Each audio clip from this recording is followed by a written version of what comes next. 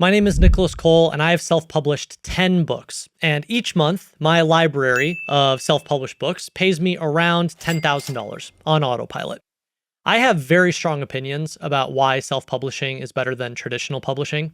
So in today's video, I'm going to first share my argument for why 99% of writers would make more money and have way more creative freedom if they just self-published. And then I'm going to answer some of the most commonly asked questions on how to actually self-publish your first book. Okay, first, let me explain why book deals are such a bad idea for the vast majority of authors. Which means you, my fellow writer, who just wants to be creative, you need to understand the business side of how traditional book deals work and what the publisher is actually promising you versus what you're getting. A publisher is good for three things. Number one, they're good for playing the New York Times bestseller game. You actually can't really play the New York Times bestseller game unless you're with a big publisher. Okay, if you sell a gazillion copies as a self-published author, the New York Times list doesn't count you. So it's sort of a Ponzi scheme. You have to be with a publisher in order to play that game. Second is they help you get into physical bookstores. We'll talk about that in a minute. And then third is it gives you status and approval. So let's walk through each one of these. First, a publisher will help you win the New York Times bestseller game. All right, so listen to the words very carefully. New York Times bestseller game. Not best written game, not most creative game, bestseller game. So just think through it. If you're a writer who has a very particular vision and wants their book or story executed in a certain way, or has a strong point of view on an unpopular topic, not a mainstream topic, or just wants to write something from the heart and share it with the world, right? Do you think you're going to win at the bestseller game?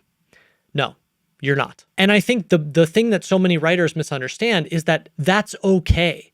The problem is every writer wants to believe two opposing things at the exact same time. They want to believe that they should be able to write whatever they want to write about, and simultaneously, they want to believe that whatever they want to write about will also win the bestseller game. And that is not true. Obviously, there are outliers, but broadly speaking, in 99% of cases, that's not true. But writers are romantics, okay? They want to believe in the magic of writing for love and writing for capitalism all at the same time.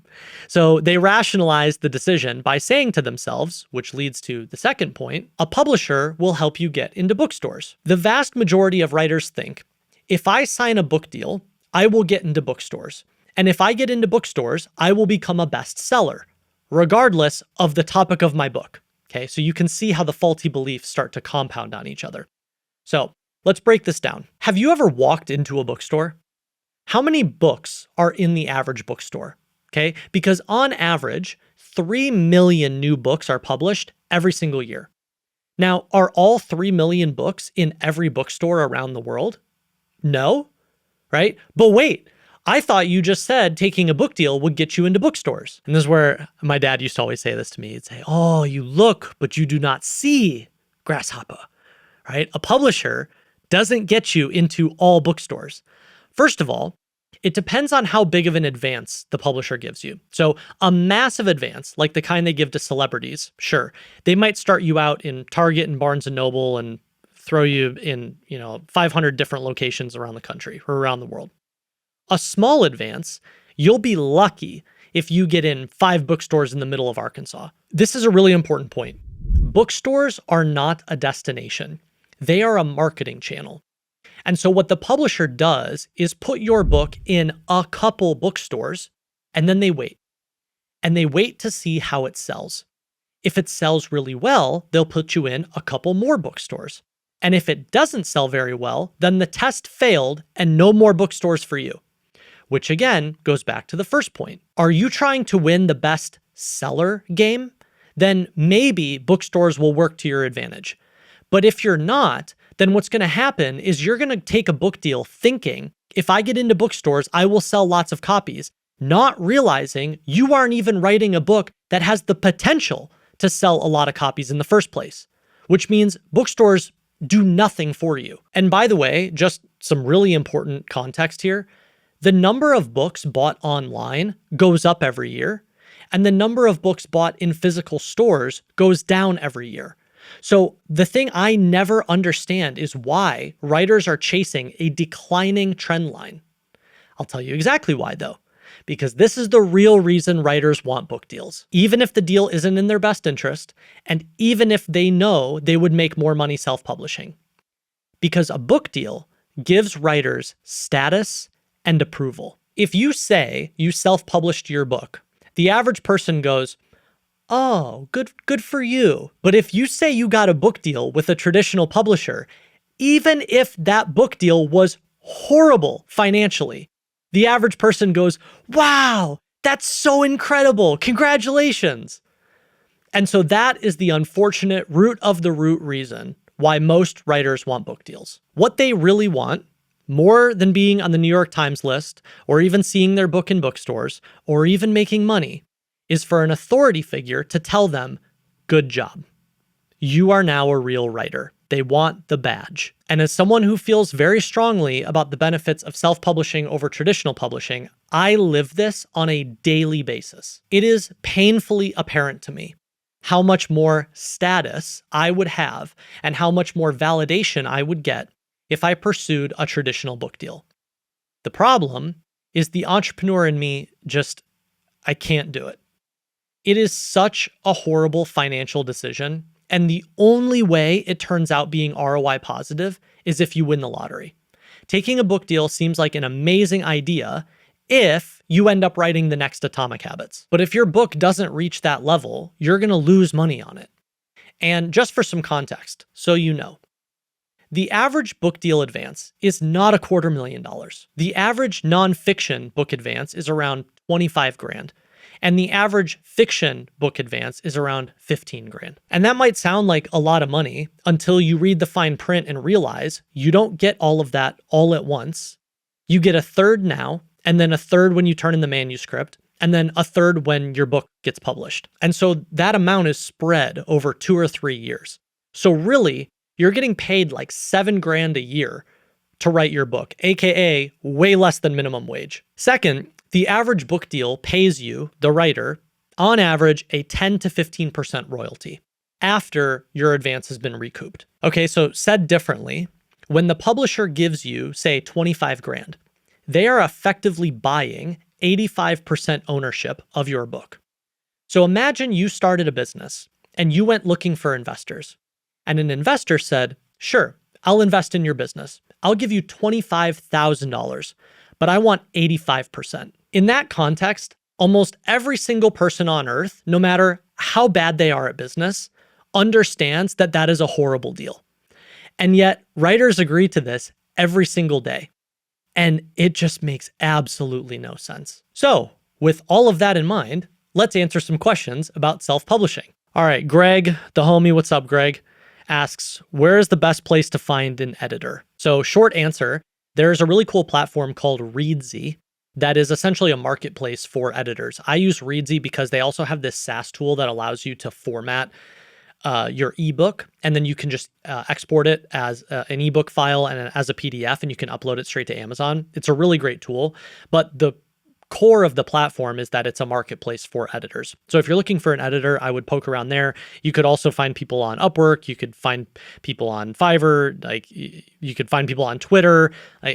Editors are everywhere. My longer answer here is I think it's important to define the word editor. Like, what are you actually looking for help with?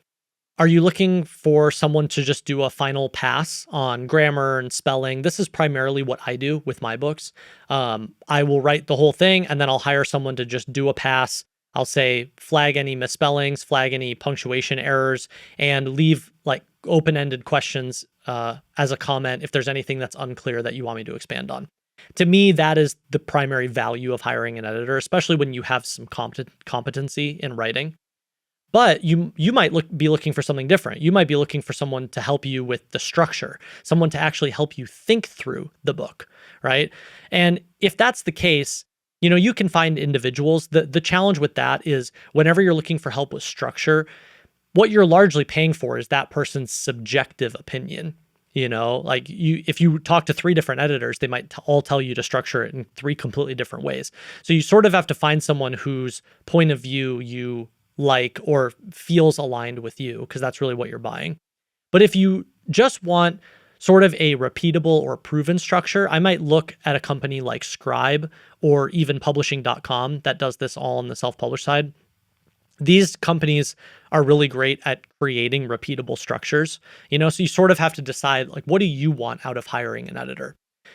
High level though, just my opinion, I think that hiring an editor is largely overrated. And the reason that I think that is because the best editor is always the market. Like, if you hire an editor, what you're really paying for, like I said, is their subjective opinion. But what would be a lot better and what's a lot more helpful is if you take all of the things that you want to write a book about and you just publish them out into the world. And then you're basically getting micro editors in all of your readers, right? They're going to tell you, I understood that, I liked that, or I didn't understand that, I don't like that. I have a question, I don't have a question. That was great. The market is the ultimate editor, and you get so many different perspectives on your writing. And I find oftentimes there's a direct correlation between the people who ask, where do I find an editor? And they're also the same ones who go, I'm not going to write about any of these topics in public. So they jump straight to writing a book. And I always find that person is always the same person. And on the other side of the spectrum, the people who are constantly writing about their ideas out in public, usually, as I explain this to them, they realize, I don't actually need an editor because the market has been my editor. So if you're sitting there and you're jumping straight from, I've never written about any of these things online before, I want to write a book, that is a mistake. You should be writing about all of these things online first and letting the market be your editor. All right, SGG Research asks, how do you balance writing what you love versus writing what sells? Is there a secret formula, or do we just cry into our keyboards while caffeinating? So we did a whole study about this in the nonfiction world in my book, Snow Leopard. It's one of the books in this pile. And what we found is that of the best-selling 444, we did the top 500, but there were some duplicates and like the same title in ebook and print, whatever. So top 444 business books of the last 2 decades, the vast majority fell into 2 categories: personal development and personal finance. And the takeaway there is that people either want to improve their lives or they want to make more money. And those are the easiest topics for them to rationalize buying a product, right? Because the return is, if I buy this $20 book, you're going to give me something that improves my life or makes me more money.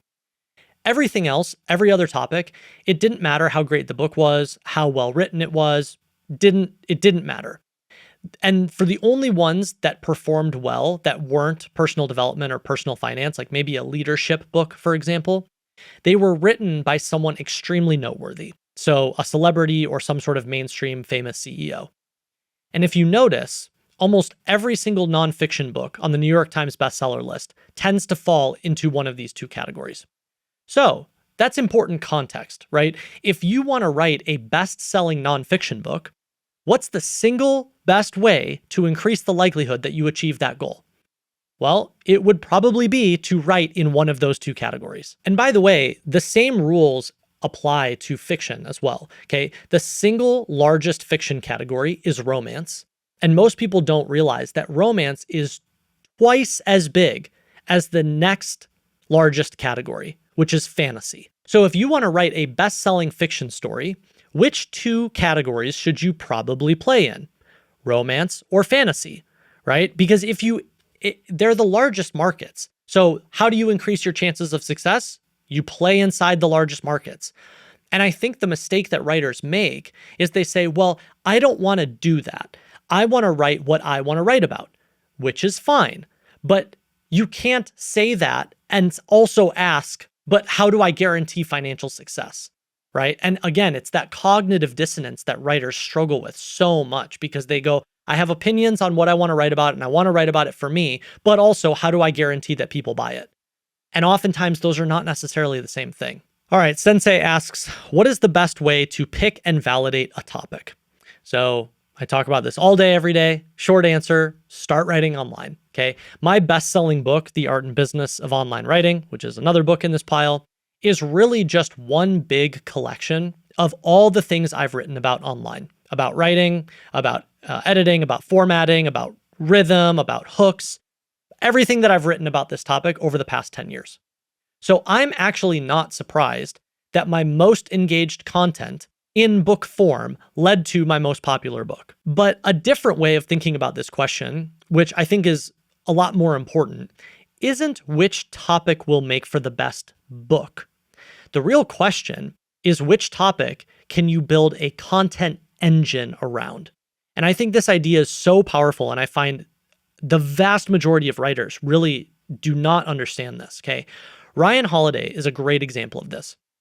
Ryan's books on Stoicism by themselves probably would not be as popular as they are today. As a topic, it's not necessarily the most popular topic on earth, and it's probably not something that just magically is going to stand out in a bookstore and everyone's going to want to buy it.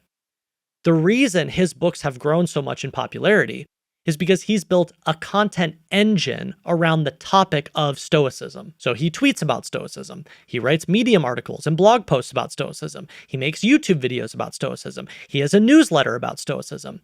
It's the content engine that drives the book sales, okay, not the other way around. And I find that most writers think, oh, if I just come up with the perfect idea, my book will sell itself. And that's not going to happen. The goal shouldn't be to write one book anyways, right? The real goal should be to build a one-person publishing empire and to build an entire content engine and product ecosystem around a niche topic, and then write books in that niche and dominate that niche for a very long time. That's the real goal. Joe asks, is it worth trying to self-publish even if you haven't established an audience and tested on social what topics work? Short answer, no. No. And the irony is I say this all day long, even to really, really smart people, and they still ignore this advice. I can't tell you how many times I've talked with, some executive and they're like, I want to write a book. And I'm like, have you written about this at all before? No. Have you tweeted about it? No. Have you written a newsletter about it? No. Have you written a single blog post about it? No. Then why do you want to write a book? And they want to write a book for all the wrong reasons.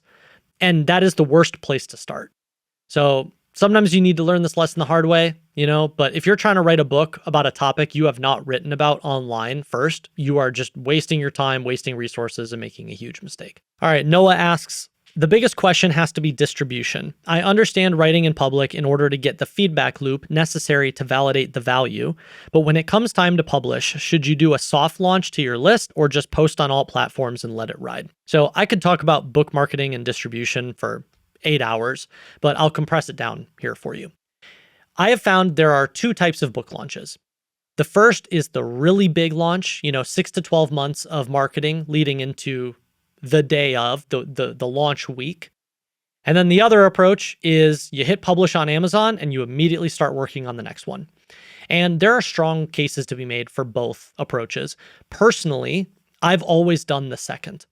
And I think when you're a first-time or second-time author, I think that is the right strategy because you are still learning and acquiring so many of the skills, right? Like, what is the first bottleneck to becoming an author and writing a book? The very first bottleneck is actually writing and publishing your first book. It has nothing to do with getting the launch right. It's, have you ever written a book before? Great, go do that. What's the next bottleneck of becoming a successful author? Well, it's actually not getting the launch right. It's having a library of books, right? Because when you attract a reader, okay, great, you have one book, but it's so much better if you have 3 books or you have 5 books or you have 10 books, because then they can go through your library, right? So work on the second one, work on the third one. And as time goes on, it will make more and more sense to focus on bigger launches. I'm feeling this in my own career. I mean, I've self-published 10 books, so I've learned a lot. And I can start to see how with the next one, it might be worth me slowing down and doing 3 months of marketing ahead of time or 6 months of marketing ahead of time. But that's because I'm here, and I self-published my first book in 2016. So that's almost a decade later. But I'm of the opinion that until you've acquired a lot of these skills, it's kind of a waste of time and resource to engineer this perfect launch because there's so many components that you don't know what you don't know yet. And I'm more of the mind of get reps in, build your library, and then focus on those things. Especially too, because if you do some huge launch and let's say the book absolutely explodes, Well, there is a huge upside difference between doing that with your first book and your first book becomes a giant bestseller versus doing that with your 10th book and you have a library of 9 other books. Like, could you imagine if James Clear's Atomic Habits wasn't his first book, but it was his 10th book? If it was his 10th book, the sales on all of the 9 books before that also probably would have gone up and some might have even exploded, right? But if it's your first book, the reader goes, "Hey, cool, I love this thing. What else do you have?" "Oh, you don't have anything else." Right? So I am so much more of the mind of postponing these things so that you can build foundations and build a library so that when something does hit, the whole average of the library goes up. The other thing I want to mention here about distribution is everyone thinks there's some sort of trick or secret strategy. Like there's something that the best-selling authors know that everybody else doesn't. Or they think if I get a book deal, the publisher is going to take care of distribution for me. And I can tell you, I have talked to people at the biggest publishing houses in the world, okay? And here's what they tell you. They tell you if you want to sell books, you should start writing online and you should build an audience. And that is it. The whole secret is literally just, are you going to do it, yes or no? And so many writers hear that and either convince themselves that's not it, just don't want to do it, talk themselves out of it, or they just are on this endless hunt for, no, that can't be it. There's probably some secret that makes me a bestseller. No, I'll tell you what the secret is. Ryan Holiday executes the blueprint every single day. Write about stoicism 100 times a day and then write books about stoicism and then tell everyone who reads your free stoicism stuff to go buy your paid stoicism books. That is the model. And so you just take a niche and you build a content engine around it and you do it over and over again and you do it for 2 decades. And that is the secret. The secret is just the long-term consistency in a niche. That's the only thing that separates the really successful writers from everybody else. All right, Garrett asks, how many books in a series should you do before doing another series or pivoting? Is it different by genre? And at what point should you switch to a new series? So this is a great question. I am a recovering perfectionist, and the way I've learned to stay sober from overthinking is by making as many decisions as possible based on data. So how can we gather some data here? Well, before investing 5,000 hours writing some epic, 10-book fantasy series, let's write 1 book. And maybe before we write even 1 book, we can write some short stories and publish those as short reads on Amazon instead. And maybe before even publishing any of those short reads on Amazon, we can start even smaller by publishing them as like a web serial on Royal Road or Wattpad or something like that. The point is that you always want to find ways to accelerate your feedback loops so that you can conduct a valid science experiment. And the only way that I've found to do that is start small, probably smaller than you're thinking or that you want to start with. Everyone wants to jump to, I have a 10-book epic fantasy series. Don't do that. Start very small. Write 1 short story. See if people are interested. Second is practicing in public. So not alone in your bedroom, not by yourself at a coffee shop. You have to get it in front of some people to see what's working, what's not. And you have to deploy volume. You can't just write 1 thing. And if that 1 thing doesn't work, then you throw in the towel. You have to write lots of things because you need volume to see, well, is the bottleneck just effort? And it's hard. I struggle with this too. I mean, it's really hard to put a specific number on how much you should create before pivoting. But in general, the answer is usually more. It's just more. So for example, this secret fiction series I'm working on that I'm hoping to have the first one out by the end of the year, I'm going to start with 3 books. 3 books in the series. If the first one flops, that's okay. I'm going to try again. I've already committed to a 3-book series, so I'm going to write the second one regardless. And then if the second one flops too, doesn't matter. I'm still going to press on and I'm going to do the 3rd one. And then after 3, if nothing is clicking, I might consider pivoting to a different story. But before I do that, I'm really going to stress test whether or not I'm doing everything that I possibly can to run a clean and valid science experiment. And so I'm going to put excerpts up on Royal Road. I'm going to tweet about it. I'm going to make YouTube videos about it. I'm going to write newsletters about it. I'm going to try and get early readers. I'm going to ask them if they can give me some feedback, maybe in exchange for a couple free bonuses or something. I am going to deploy as much effort and resource and attention as possible so that I can get a real read on, no pun intended, a real read on whether or not, is it a series problem or is it an effort problem? And I find more times than not, the bottleneck for writers is usually not talent. A lot of people are very talented. The real bottleneck is effort. They just deploy almost no effort and they expect the world in return. And, no shade here, Garrett, but I also find that people who ask this question, they're like, at what point should you pivot? They're trying to solve a problem they don't have yet. Most of the time, the people who ask this question haven't even written anything yet, period. So they're like, what do I do if I write 20 things and it doesn't work then? So they want the answer to a question that comes way further down the road, but they haven't even done the first thing, which is, well, did you write something and did you publish it?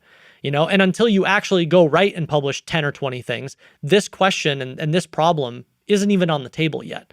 And this is something writers have a special talent for trying to solve problems they don't have. You know what problem to solve. It's right in front of you. Write a bunch of stuff and put it out into the world and see what happens.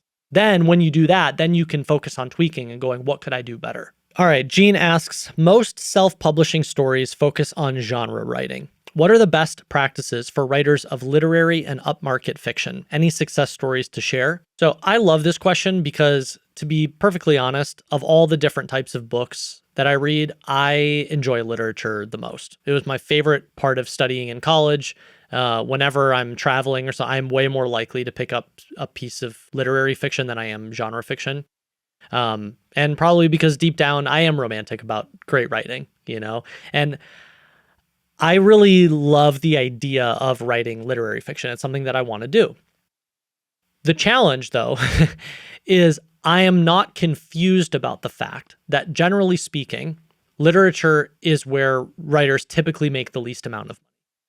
Because literature is the hardest to read, which by definition means it is the smallest total addressable market. I forget what the stat is, but it's like a huge percent of the country and of the world can't even read English. So that's bottleneck number one. And then number two is literary fiction is such, upmarket and complicated English and language that the vast majority of people can't read beyond like a third or fourth grade reading level. So you're playing in the smallest market of publishing and of fiction. So you have to sort of anchor your expectations to that and recognize if you play in the smallest market, your upside is significantly less and significantly more rare than someone who plays in a giant category like romance or fantasy or even sci-fi, mystery, thriller, stuff like that, where there are not just like 100 times more readers, but like 1,000, 10,000, 100,000 times more readers, right? Now, a couple interesting success stories to look at.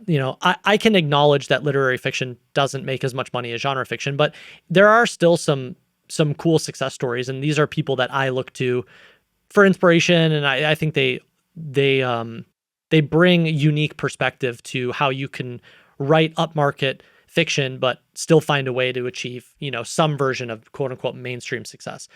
So the first one is Gabrielle Zevin. She wrote this novel most recently called Tomorrow and Tomorrow and Tomorrow. This novel is a really amazing blend, I think, of genre fiction with literary qualities. Fun fact, she's a Harvard grad where she studied English with a concentration in American literature. And it shows. I mean, in her writing, it's very clear that she has a strong understanding of language. And reading the novel, it's very clear that it is not a genre fiction book. That said, it is more fun to read and it is an easier read than the average literary novel. Like really highbrow literary novels are hard to read. Like they're a mental exercise. And this doesn't feel that way, but it still feels smart. So if you want to write highbrow fiction, but you don't want to write, other side of the spectrum, Colleen Hoover romance fiction stories. I think aiming somewhere in the middle is a good idea. And Gabrielle Zevin, as a writer, is a really good middle ground to look at. Her books are fun. Her books are really smart. There's some very clever wordplay and use of language in there. But they are not, it's not like reading Crime and Punishment, you know? A different success story would be George Saunders.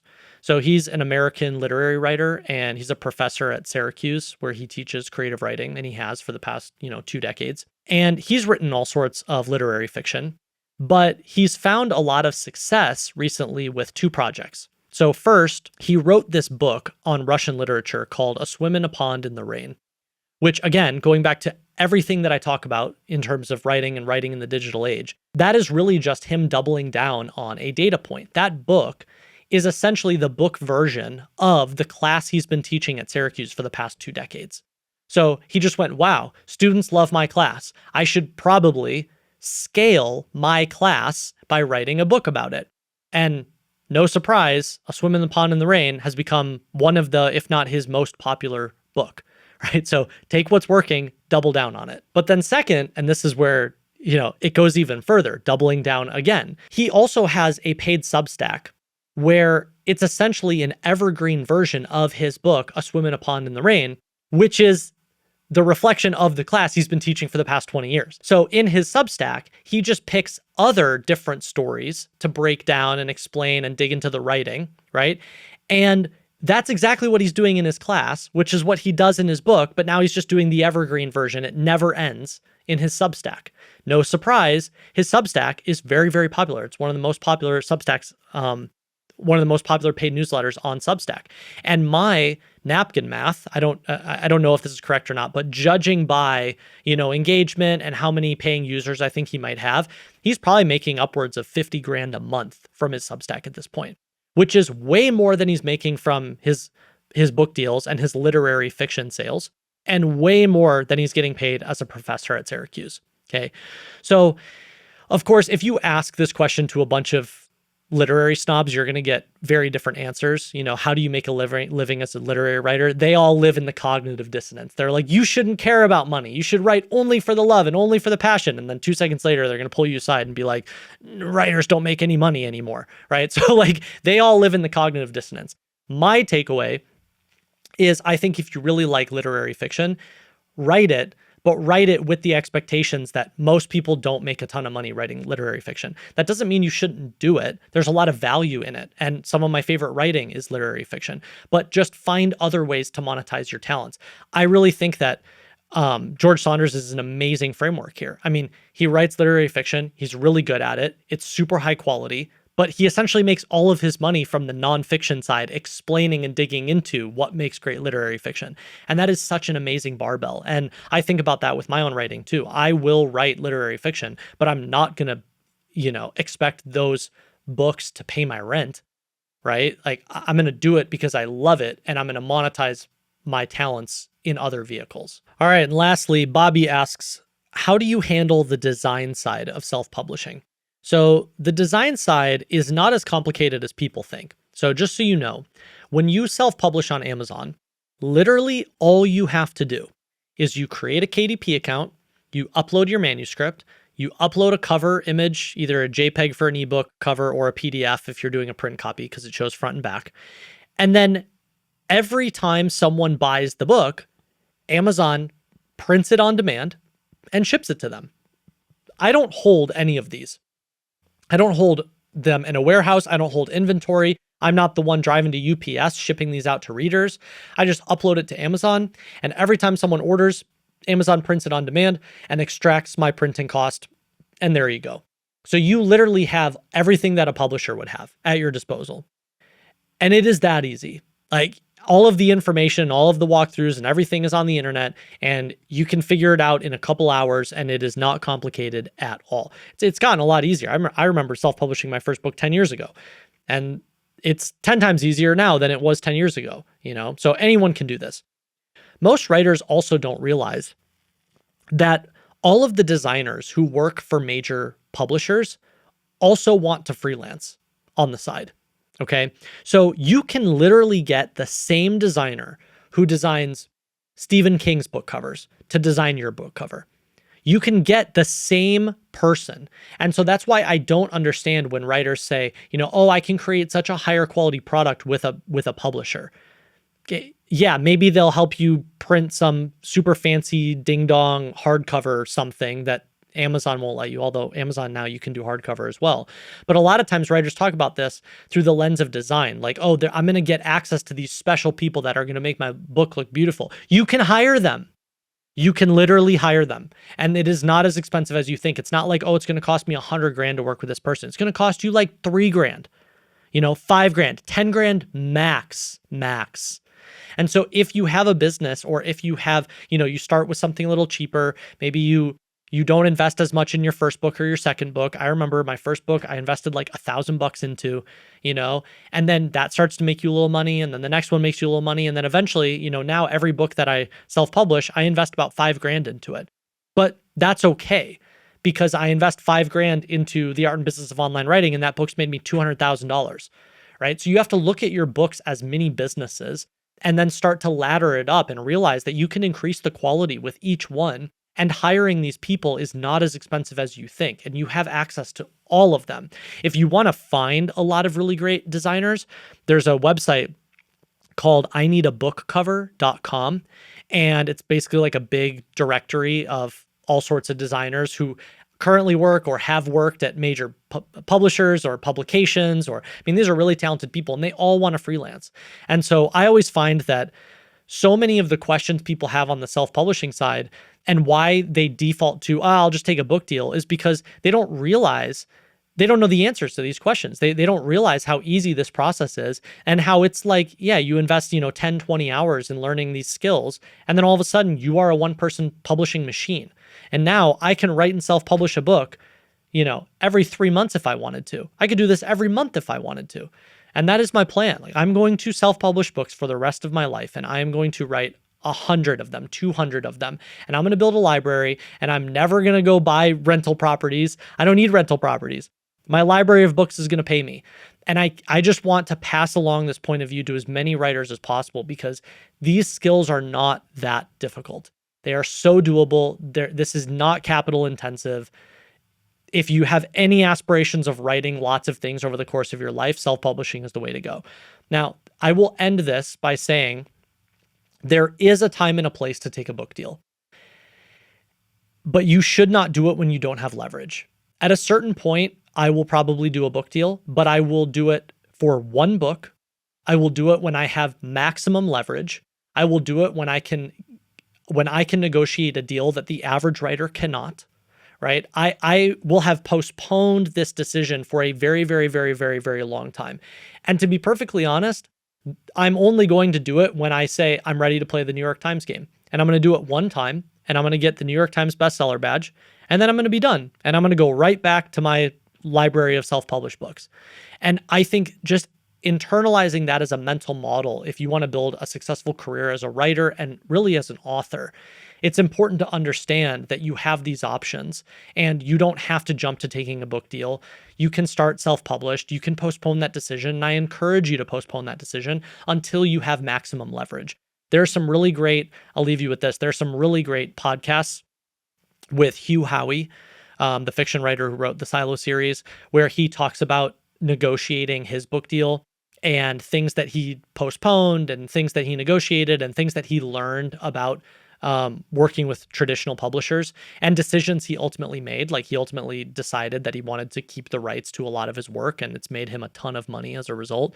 So just educate yourself. I'm going to continue talking about self-publishing. I hope answering these questions for you was helpful. But this is not as hard as you think, and anyone can get started very, very quickly writing and self-publishing their first book.